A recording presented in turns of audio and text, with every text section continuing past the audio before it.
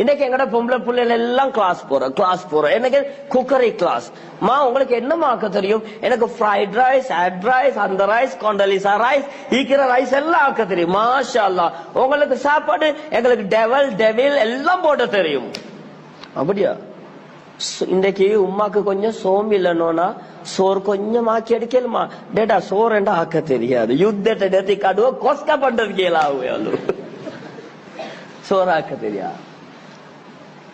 குக்கரை கிளாஸ் பேத்து வந்து ஜிலாபி கிலாபி குலாபி எல்லாம் செய்வாங்க. பச்சை கலர்ல நீல கலர்ல இந்த பெருநாளைக்கு பார்த்தா கொமர் புள்ள நிக்கிற வீட்டுல 2 கலருக்கு புடி 4 கலருக்கு வட்டலாப்பம் எல்லாம் வரும். ஆனா வாப்பா உட்கார்ந்து மவள் கோப்பி கொஞ்சம் ஊத்துக்கலேட்டா ஹால் வேணுக்கு வேண்டாடு நான் போய் கோப்பி ஒன்று குடிச்ச ஒரு இடத்துல. அல்லாஹ், அந்த நிலைமை யாருக்கும் கிடைக்கப்படாது.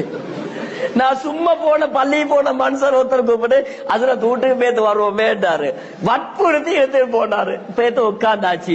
உட்கார்ந்த பிறகு சொன்னாரு, இன்னைக்கு எங்களோட வீட்டுல யாரும் இல்ல, எங்களோட டாக்டர் மட்டும்தான் இருக்கிறார்.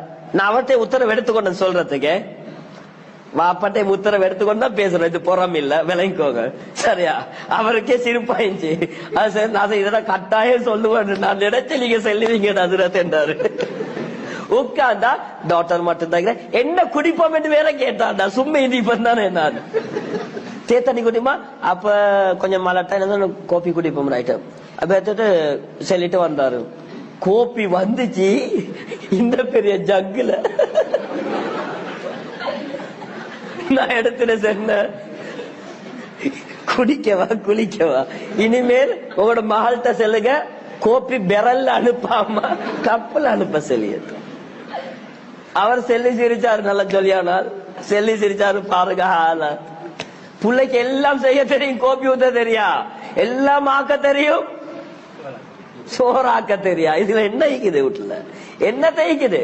கேக்ல இருந்து எல்லாமே செய்வாங்க, ஒரு சோறு ஆக்கி கொள்ள தெரியாது. இதான் ஹாலாத்.